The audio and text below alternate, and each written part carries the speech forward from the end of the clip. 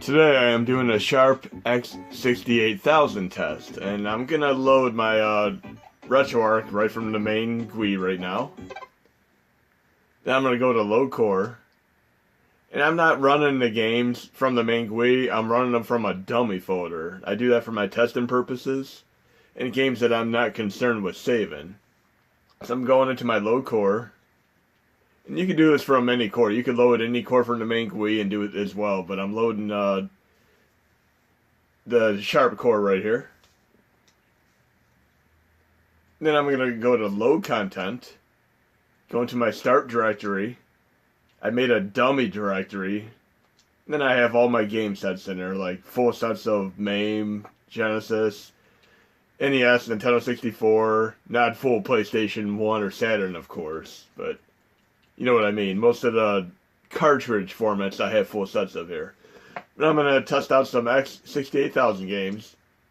And many of you may have never ever even known about the existence of this phenomenal computer. That was back out in the 1980s.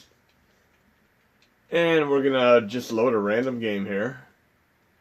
And of course the game that is most notable for the system is the Akumajou Dracula game. And unfortunately this particular game has issues on this core, but I'm going to show you a workaround so you can still run it. But let's load Bobble, and we know this as a game that was great on NES. So basically we're going to be running a game of the caliber of NES, but wait till you hear the sound chip. The sound chip is way, way better than the NES, so you're going to have a much better soundtrack to the game. I'm going to Browse Archive. I'm picking the DIM file inside. And right now I would highly recommend sticking to single file games. If you have disc 1, disc 2, it becomes a little bit more complicated, but I'm going to show you exactly how to do that as well.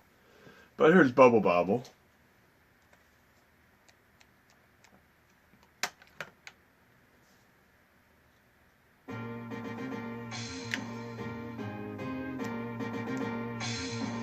Right from the get-go, just a much, much better soundtrack.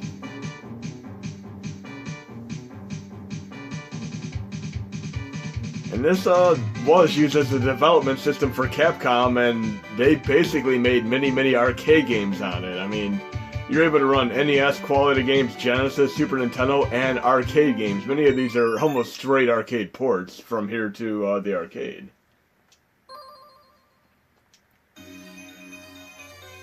Got a very, very nice color palette, great music, great FM sound chip here.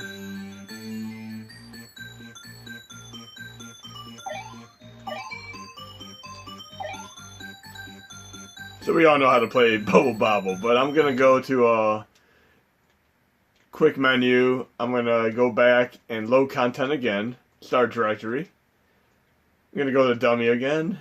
And it doesn't matter what you name the folder, just have it in your Hacksheet games directory, just some random folder, and you can toss games in there, and you can even bypass the special character limit. The only thing is you cannot save the games that you load this way. We're going to try a random racing game. How about Rally X? We'll go back to an old Namco classic here. Going to Browse Archive, loading the DIM file inside. And we started out with two more or less NES caliber games here. And for the record, if you use L2, you could set up your configuration options on here. Right now I have my mouse set to joystick. I'm using the B button on my controller to do this.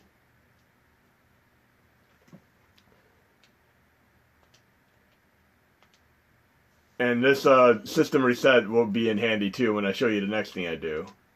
But for right now, we're just loading this Rally X. I'm going to go to a multi-disc game next. Go just a little bit higher up in the ante here. I'll show you what happens when we load Akumajou Dracula as well, and then I'm going to show you the workaround to run it.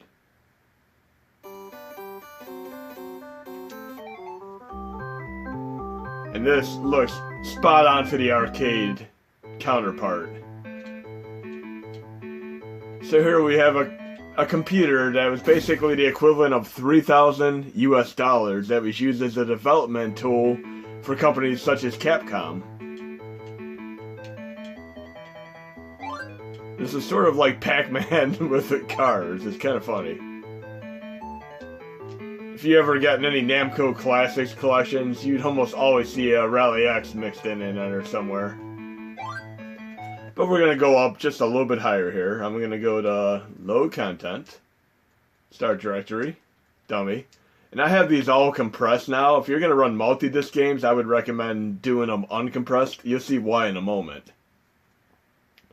I'm going to Action.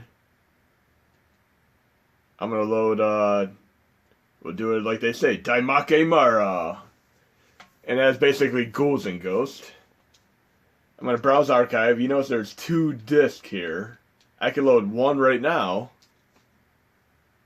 The problem is it's not going to load the game because I do not have the second disc mounted. It's going to give me an error message. So I'm going to go into my L2. I'm going to go into the FDD1 and I'm going to load the second disc. The problem with this is that RetroArch could read the compressed discs, but right here when I try to load them manually, it cannot read them compressed, so I have to have them extracted for the purpose of loading the second disc. So if you're running single disc games, it's fine having them compressed, but for right now, if you're running multi-disc games, you're going to want to have the second or third, fourth, etc. extracted. I'm going to where I have it on mine. I didn't change any settings. I did the USB host. I'm going all the way down to USR, Share, Games, and you can do this with a keyboard or a controller. I'm going down to my extracted folder that I just put a couple games in for right now. Right here. And Daimakura Disc 2. So I have them both mounted. I'm going to go up to System here and reset it. And we should be able to load Ghouls and Ghosts, which is basically the equivalent of the arcade / Mega Drive / Genesis version. And there are a ton of great games on X68000. Many of them are arcade ports. I mean, the ones that I would recommend playing would be notably the games that are similar to NES with the better soundtracks. Them are fun to play. It's almost like an MSU1 of sorts for NES games. And my last game that I'm going to test out for a moment will be Bomberman after I do this one. Then I'm going to move on to the Workaround to run in Akumajou Dracula X68000 version. This is another great Capcom game. Got this excellent sound chip, and this is pretty spot on to the arcade version. Looks to be a little bit of a step up from the Genesis version, to a degree. From what I recall, at least.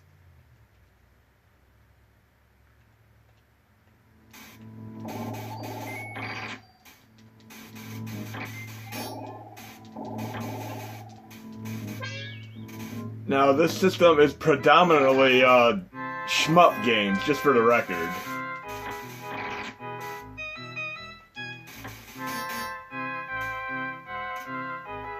Can't go wrong with a Ghosts and Goblins, Ghouls and Ghosts series game. But we're going to go back to Load Content. Start Directory. I'm using my dummy directory. X68000 folder. And we're going to go to Action again, and I'm going to do Bomberman, which is another NES quality game, and it was on TurboGrafx 16 as well, and I like the TurboGrafx 16 version better than the NES version. But this has this better sound chip, so the better soundtrack. And I have 2 here, I'm just going to load this one. They're not disc 1 and 2, they're just 2 different versions of the same game. It's not going to matter that I have a second disc mounted right now because it's only going to read the first one since it is a 1-disc game.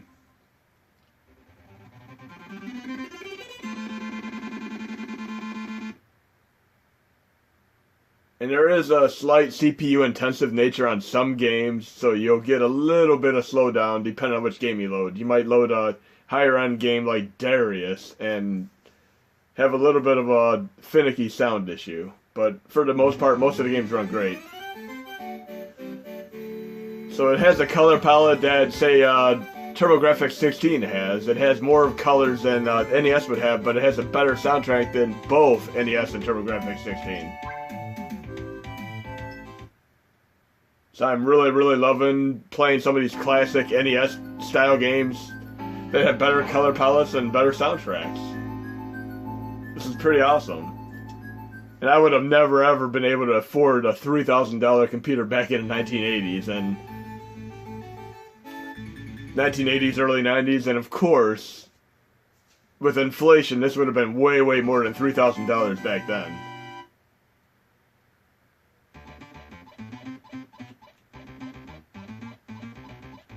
Like Tetris, this is just a classic, an endurable classic.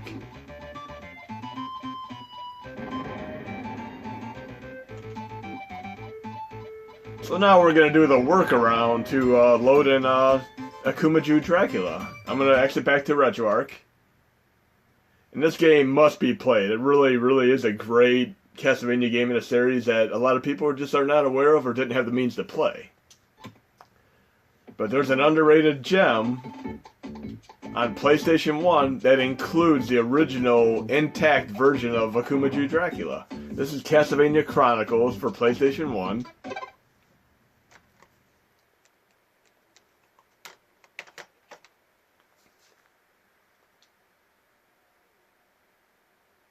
So most games that I'm running through the Sharp X68000 core are running great. I mean, Akumajou Dracula might require a different setting to get it to run, but for right now I'm running it through the PlayStation 1 Castlevania Chronicles.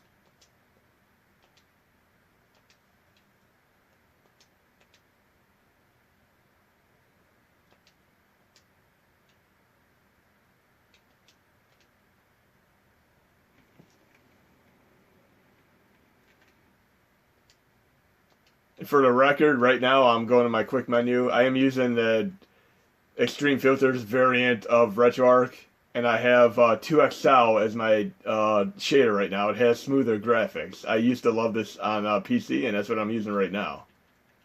It has a slight frame per second dip, but for the smoother graphics, I love it. So I have Castlevania Chronicles, and I could do Arrange mode or Original mode. I'm going to do the Original mode, which is, for all intents and purposes aside, it is the X68000 version.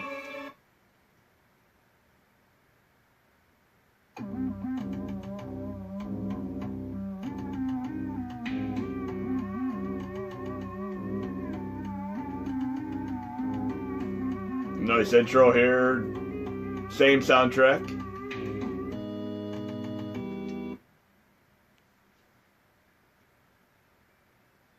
There's a little bit of an intro similar to Castlevania 4. And that'll come into play as you play the game too. You'll realize that elements of this made it into Super Castlevania 4. See, the game originally came out in 1986, and on PlayStation 1 it came out in 1993.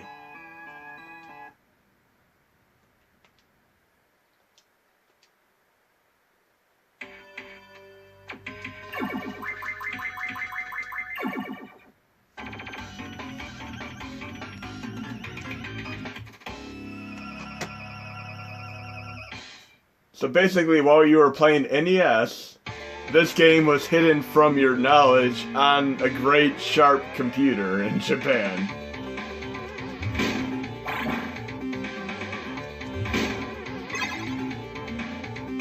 This is arcade quality, Super Nintendo quality. It really is an impeccable treatment of the Castlevania legacy.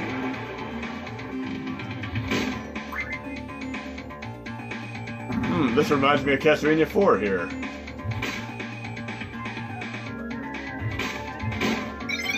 So you got a little bit of elements from the various Castlevania games, and you'll see them come into play. This is sort of like the beginning of Symphony at Night, Rondo of Blood, etc.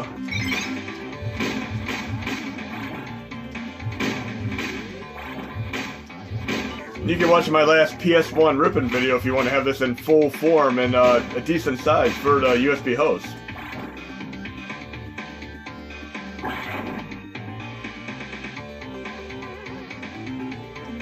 There's also a MSX version of Castlevania that's a little bit different enough to make it warrant playthrough as well.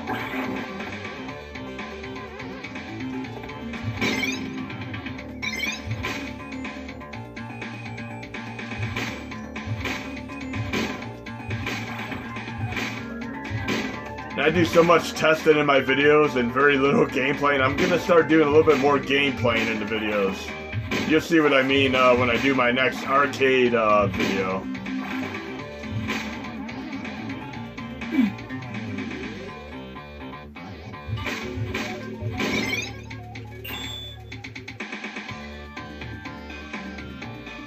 It does have an amazing soundtrack. I mean, what Castlevania game has a bad soundtrack? It's almost a misnomer of sorts.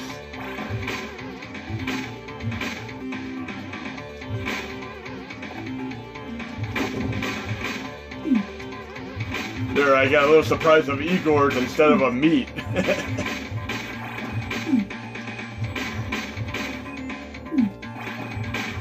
I don't think I'm gonna make it past this part. And there I go. Oh, I got lucked out there.